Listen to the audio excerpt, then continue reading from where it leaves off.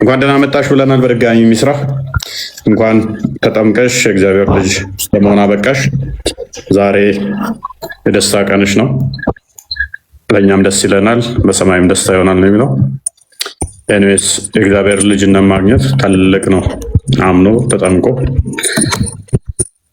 ያለው ደስታ ትልቅ ነገር ስለሆነ ማለት ነው ይመስለኛል። አለ አንቺ ጋር እንዴት ነበር ደስታው? እንዴ በጣም እንጂ አስበዋል። በጣም ረዥም ጊዜ ነበር ባይተወይ ተስለው የነበረው እና ብቻ በጣም ደስ ይላል። እግዚአብሔር ይመስገን ስለ ሁሉም ነገር። በጣም ደስ ይላል። ከተጠመቅሽ እና ከመጠመቅሽ በፊት ያለው ልዩነት እንዴት ነበር? ልዩነት አለው እንጂ ያለው ሰላም ራሱ በጣም ይለያል። በጣም ደስ ይላል። ኦኬ፣ ይህንን የተባበሩሽንም ሁሉንም ማመስገን ትችያለሽ። ስትጠመቂ ያገዙሽ ካሉ፣ ፕሮግራሙን ይመሩልሽ ካሉ አንድ ደቂቃ ልስጥሽ። ነበር እና በጣም አመሰግናለሁ ስለሰጠኸኝ። በመጀመሪያ እግዚአብሔር አመሰግናለሁ ለዚህ ከዚህ ሁሉ ሰው እኔ ስለመረጠኝ እግዚአብሔር ይመስገን። ቀጥሎ ደግሞ አንተ መምህሬ ክርስቲያን ሰማሉ አይደል? አይ ቲንክ አይሰማም እና ሁላችሁም ሳትሰለቹኝ ለምጠይቀው ጥያቄ መልስ ብቻ ብዙ ነገሮች አሉና ሁላችሁንም በጣም አመሰግናችኋለሁ። ብዙ እህቶች አሉ፣ ብዙ ወንድሞች አሉ እና በጣም ቴንኪው። ዛሬ ደግሞ ከኔ ጋር የነበሩ ልጆች አሉ እና ስም መጥቀስ ካለብኝ ነማአሬ ኢትዮጵያ ከመጣሁ ራሱ ብዙ ነገሮች ነበሩ። ብቻ እንደምንም ሰው ሆና ማለት ነው እንደማንም ሰው ሆና ያው ግን ብዙ አንዳንድ ነገሮች ነበሩና ከኔ ጋር ነበረች። በምንም በጣም ነው የምወድሽ፣ በጣም ነው የማከብርሽ፣ በጣም ነው የማመሰግንሽ እና ደግሞ ያብ በእንትን መክለጥራክና በጣም ቴንኪው፣ በጣም አመሰግናለሁ። አንተንም ሁላችሁንም ብቻ ስንባል ላይክ ቺዬ ስንትን ባደለም ሁላችሁንም አመሰግናችኋለሁ። በጣም ረዥም ጊዜ ነው ባይዘው አመት ከምናምን ነውና ከኔ ጋር አንዳንድ እንትኖችን ስትሉ ለነበራችሁ እህቶችም ወንድሞችም ሳጠፋም ታይ ስትሉ ብቻ ጥሩ ሳረግም ስታበረታቱኝ ለነበራችሁ ሁላችሁንም አመሰግናለሁ ማለት ፈልጋለሁ። ቴንክ ዩ። ጨርሻለሁ። እንኳን እግዚአብሔር ረዳሽ፣ በድጋሚ እንኳን ለዚህ አበቃሽ። አንዳንድ ነገሮች ሰምቻለሁ። አክቹዋሊ እኔ አናደሽኝ ነው ዝም ያልኩት። አናደሽኝ ነበር፣ ምክር አልሰማሽም ነበር እና እኛ ጋር ደግሞ በጣም ቢዚ ነን። በጣም ቢዚ በሆንበት ላይ ከዛ ውስጥ ወጥተሽ እንደዚህ መብቃትሽ እንኳን እግዚአብሔር ይመስገን። ለዚህ መብቃትሽ እንኳን እግዚአብሔር ይመስገን። ለዚህ መብቃትሽ እንኳን እግዚአብሔር ይመስገን። ለዚህ መብቃትሽ እንኳን እግዚአብሔር ይመስገን። ያ ነገሮችን መጨረስ እንዳለባቸው እናስጠነቅቃለን። ደጋግመን ተናግረን ግን ያንን የተናገርነውን አልፎ ለሄደ ያው እንዳንቺ ዝም እንላለን ማለት ነው። ግን እንኳንም እግዚአብሔር ረዳሽ፣ እንኳንም ተርፈሽ ለዚህ ያበቃሽ። ደስ ብሎናል በድጋሚ። በቤቱ ያጽናሽ። በተረፈ ያው እንግዲህ ያው ሆነ ምንም ማድረግ አይቻልም። ብቻ እግዚአብሔር ይመስገን አልፎ ዛሬ ደረሰን ትላለህ። ምክንያቱም ስለምናውቀው የእስልምናውን ቤተሰብ ምን ያህል ልጆቻቸው ምን ሊያደርጉ እንደሚችል አስተምሮቱ ደግሞ ምን ድረስ ህይወት እስከ መውሰድ ድረስ እንደሚደርስ እናውቀዋለን። ይሄ ነገር እንዳይፈጠር አስቀድመን በተቻለ መጠን ሪከመንድ እናደርጋለን። ደጋግመን ለመናገር እንሞክራለን። ብዙዎች ምን ያህል አካል ጉዳት እንደሚደርስባቸው ጠንቅቀን ስለምናውቀው ማለት ነው። ብዙዎችም በሚስጥር ምን ይዘው ለምን እንደሆነ ጠንቅቀን ስለምናውቅ ማለት ነው።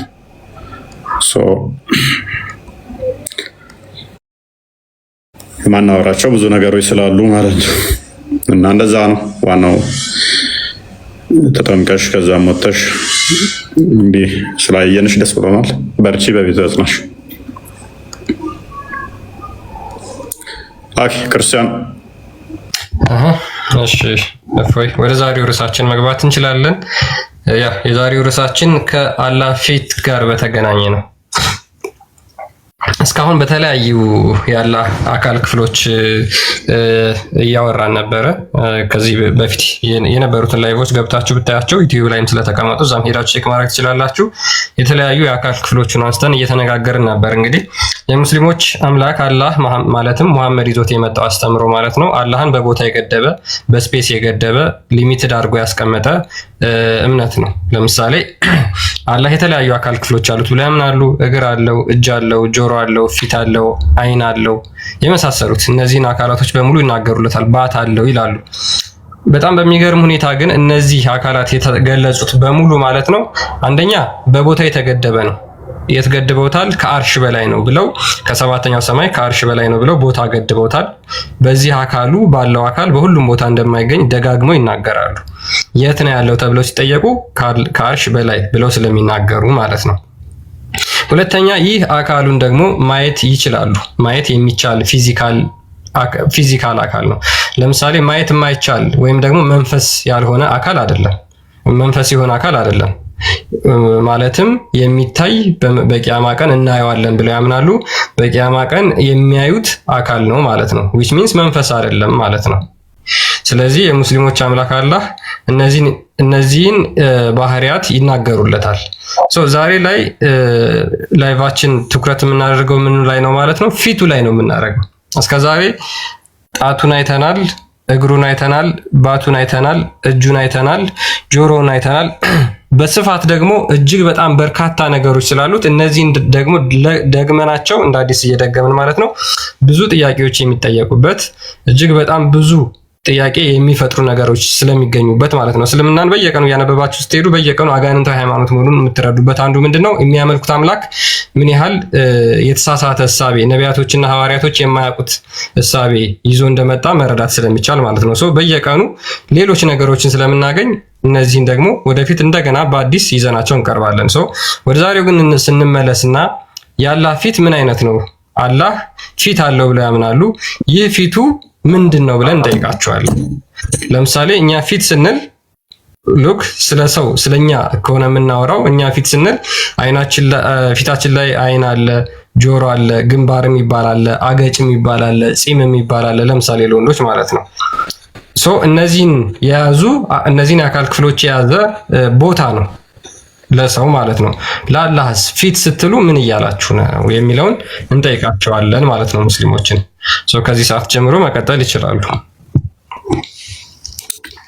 እንግዲህ ለአላህ የጸደቁለት አካላቶች አሉ። እነሱም እጅ፣ 5 ጣቶች፣ ባት ስንት ባት እንደሆነ በግልጽ የተነገረ ነገር የለም። ባት እንዳለው ይነገራል። እግር ስንት እግር እንደሆነ በግልጽ የተቀመጠ ነገር የለም። ሐዲስ ላይ 1 እግር ነው የተቀመጠው። አንዳንድ ኪታቦች ላይ 2 እግር እንዳለው ይናገራሉ። ባት ሐዲስ ላይ ያለው ባት 1 ባት ነው። አንዳንድ ኪታቦች 2 ባት እንዳለው ይናገራሉ። ዞሮ ዞሮ ጭንቅላት የለውም። እግር አለው፣ እጅ አለው። ይሄ አካል በቂያማ ቀን ይታያል። ፊት አለው። ፊት መኖር ብቻ ሳይሆን ደግሞ ፊቱ ብቻ ሲቀር ሌሎቹን አካላት እንደ ባህር ዛፍ ቅጠል ወይንም ደግሞ ባህር ዛፍ ቅጠል ብዙም አያራግፍም። ሌሎች አይ ቲንክ ብሳና ወይንም ደግሞ እንትን ትልቁ እንደ ዋርካ አይነት ምን ነበር? እንደዚህ አይነት ቅጠሎች በጋ ላይ ቅጠላቸውን ያራግፋሉ ውሃ ስለሚያጡ። ክረምት ሲመጣ ደግሞ ቅጠል ያወጣሉ። ታውቃቸዋል? ዋንዛ ነገር እንደ ዋንዛ እንደዚህ በጋ ሲሆን ቅጠላቸውን ያራግፉና በጋ ሲመጣ ደግሞ ቅጠል ያወጣሉ በደንብ ውሃ ስለማያገኙ በክረምት ላይ ማለት በበጋ ላይ ማለት ነው። ልክ እንደዛ አላህ አካላቱን ያራግፋል ወይ? ምክንያቱም በቂያማ ጊዜ ፊቱ ሲቀር ሁሉም ይጠፋል የሚል መረጃ ስላለ ማለት ነው። የአላህ ፊት ሲቀር ሁሉ ነገር ጠፊ ነው ስለሚል እና እነኝንም እንመለከታለን። ምን ይመስላል? እንግዲህ ቁርአን ላይ የተቀመጠ ነገር አለ።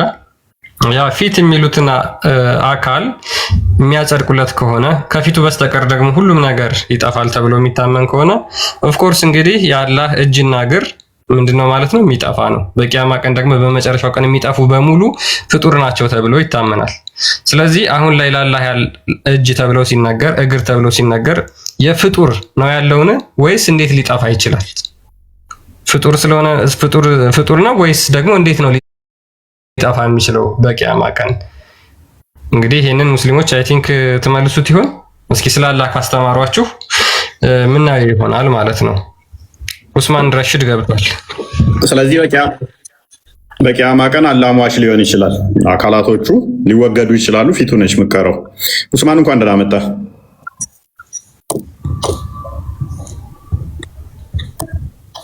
ሰማለሁ ነው በደንብ ሰማል። ነገኝ ሲፈታው ኢፎ ያከም ኦኬ። አይ ቲንክ ኡስማን ሙስሊም አይደለም።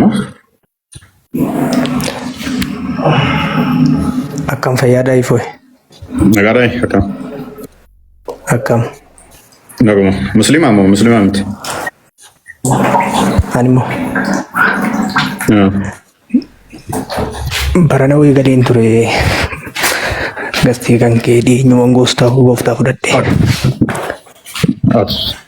dhiyeenyumaan mallee jee tokkoon guunnee ganaa jee tokko ergeen gooftaa fudhadhe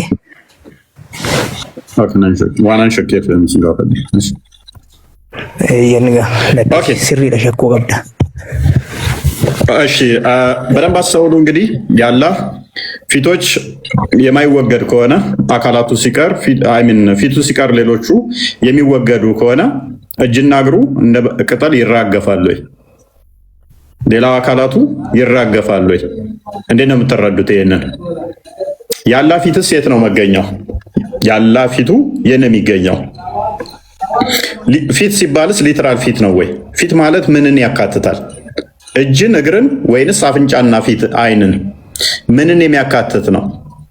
አላህን መለያነት የሚጠቀሙት በባቱ ከሆነ አይተው የሚረዱት ፊቱ ጥቅሙ ምንድን ነው?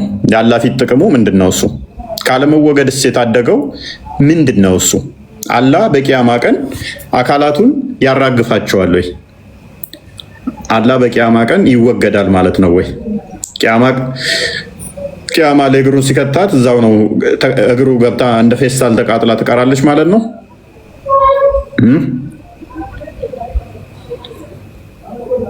ምስኪን አላህ። በቂያማ ቀን ያላህ እግር ይጠፋል ማለት ነው። በቂያማ ቀን ያላህ እግር የሚጠፋ ከሆነ እጁም የሚጠፋ ከሆነ ምንድን ነው የቀረው? ፊቱ ብቻ። ፊቱ ምን ይዟል? ያላህ ፊት ምን ይዟል? ምን ይዟል ያላህ ፊት? ጆሮ ፊቱ፣ አይኑ ፊቱ ላይ ነው የሚገኘው ወይንስ ሌላ ቦታ? ፊቱ ላይ እግሩ ሊገኝ ይችላል ወይ? ባቱ ሊገኝ ይችላል ወይ? ፊቱ ላይ ምንድን ነው የሚገኘው? ይሄንን አድሬስ አድርገው መመለስ የሚችል ሙስሊም ይገኛል? ከቂያማ ቀን በኋላ ያላህ ፊት ሲቀር እጅና እግር አያስፈልገውም፣ ዋናው የሚያስፈልገው ፊት ነው ብለው እንደሚመልሱልን አልጠራጠርም። እፎይ ምናልባት ትንሽ እውቀት ካላቸው ማለት ነው። ምክንያቱም እንግዲህ አሁን የተሰጡ ለሱ የጸደቁለት አካላቶች አሉ። ለምሳሌ ጆሮ የሚል አካል፣ ለምሳሌ አይን የሚል አካል ጸድቆለታል። ስለዚህ እነዚህ አይኑ ወይም ደግሞ ጆሮ አብሮ የሚጠፋ ነው ወይስ ደግሞ የማይጠፋ ነው? ኦኬ የማይጠፋ ከሆነ አይኑና ጆሮ ያለው ፊቱ ላይ ነው ማለት ነው። አይኑና ጆሮ ፊቱ ላይ ነው ያለው። አይ ፊቱ ላይ አይደለም የምትሉ ከሆነ ሌላ አካሉ ላይ ነው ያለው፣ ወይም እግሩ ላይ ሊሆን ይችላል ወይ እጁ ላይ ሊሆን ይችላል። ስለዚህ ከሌሎቹ አካሎቹ ጋር ይጠፋል ማለት ነው። አይ ፊቱ ላይ ነው፣ አይንና ጆሮ ያለው ፊቱ ላይ ነው ካላችሁት አላህ አምሳያ የለውም የሚለው ነገር ውድቅ ይሆናል ማለት ነው። የኔም ፊት ያለው አይኔ ያለው ጆሮ ላይ እንትኔ ላይ ፊቴ ላይ ስለሆነ ማለት ነው። አይኔ ያለው ፊቴ ላይ ነው፣ ጆሮ ያለውም እንደዛው አንድ አካባቢ የሚገኝ ቦታ ነው። አላህ ደግሞ በሚያስገርም ጭንቅላት የለውም። እንዴት ያስማሙታል? እሱ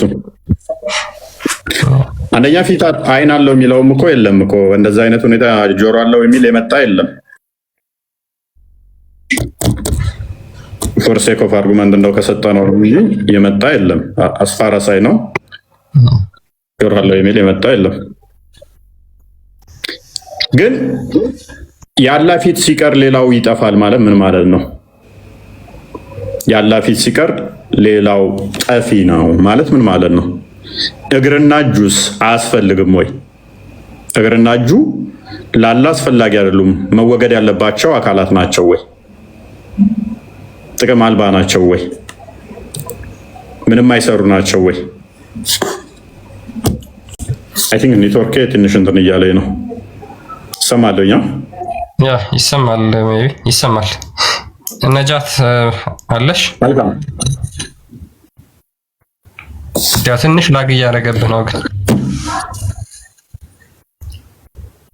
ቀጥልሽ። ነጃት አለሽ? ነጃት ወለየዋ የሚል አካውንት ገብታለች። ሜቢ ካለሽ ማውራት ትችያለሽ፣ የሚመችሽ ከሆነ ሙስሊም ከሆንሽ መቀጠል ይቻላል። ያ ስለዚህ ራሱ ፊት ማለት ምን ማለት ነው የሚለውን ሙስሊሞች እንዴት አድርገው ነው የሚያብራሩት ነው። ፊት የሚለውን እንዴት አድርገው ያብራሩታል? የሚገርመው ደግሞ ምንድነው አላህ አካለ ጎዶሎ አይነት ኢንተርፕሬቴሽን ሙስሊሞች እንደዚህ አይነት ኢንተርፕሬቴሽን በሚመስል መልኩ ካፋቸው ብዙ ጊዜ ይወጣል፣ ይናገራሉ። ለምሳሌ የሆነ አካሉን ጠቅሳችሁ ጭንቅላት አለው ስትሏቸው ጭንቅላት የለውም ነው የሚሉት፣ ወይም አናቀውም ነው የሚሉት። ወይ ጭንቅላት የለውም ወይ አናቀውም ነው የሚሉት። ስለዚህ የተገለጹት አካሎች ብቻ ናቸው የምናጸድቀው። ለምሳሌ እጅና እግር መጥቷል፣ ፊት መጥቷል፣ አይን መጥቷል፣ ጆሮ የሚል እንደው ይሰማል የሚለውን ስለሚወስዱ ይሰማል የሚለውን ስለሚወስዱ ጆሮ መጥቷል ብለው ያምናሉ። ወይኔ ቱርኪ ዛሬ ኦኬ ገብተሻል። ስለዚህ ፊቱ ብቻ ይቀራል ማለት ራሱ ምን ማለት ነው? እግርና እጁ ፍጡር ነው ወይ? አላህ የምታመልኩት ፍጡር ያለው አካል ነው ወይ? ወይስ ከቂያማ ቀን በኋላ ይህ እግሩ አያስፈልግም፣ ይህ እጁ አያስፈልግም፣ ሌሎቹ አካላቶቹ ከፊቱ ውጭ አያስፈልጉም ወይ? ፊቱ ለብቻው ከቂያማ ቀን በኋላ አላህ ተብሎ ይጠራል? ሌሎቹ በሙሉ ጠፍተው ፊቱ ብቻውን አላህ ተብሎ ነው የሚጠራው ከቂያማ ቀን በኋላ ወይስ ፊት ተብሎ ነው የሚጠራው? ስለዚህ ከቂያማ ቀን በኋላ የሚያመልኩት ምንድነው? ጎዶሎ የሆነ አምላክ ነው ማለት ነው። ከጎዶሎም ኢምንት የሆነ በጣም ውስን አካል፣ በጣም ትንሽ አካል ያለው ይሄ የእስልምና አስተምሮ ነው። ይሄ ሙሐመድ ይዞት የመጣው አስተምሮ ነው። ይሄ ሙሐመድ ከመጣ በኋላ የተለያዩ የሙስሊም ሊቃውንት ዲቤት ያደረጉበት የተከራከሩበት አስተምሮ ነው። በሙሐመድ አስተምሮ መሰረት ማለት ነው። ይሄ የነቢያትና የሐዋርያት አስተምሮ በፍጹም አይደለም።